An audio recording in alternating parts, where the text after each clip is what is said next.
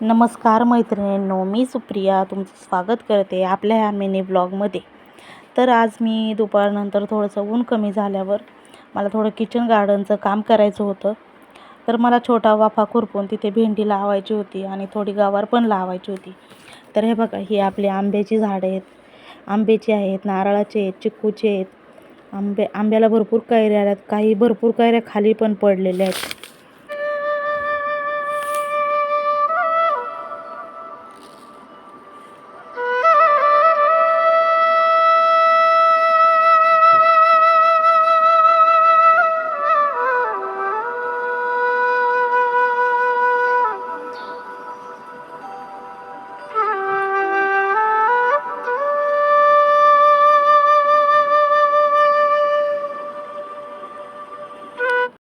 तर हे बघा, माझ्या हातामध्ये भेंडीचे बी आहेत, पण त्याच्यामध्ये काही गवारीचे भेंडी मिक्स आहेत.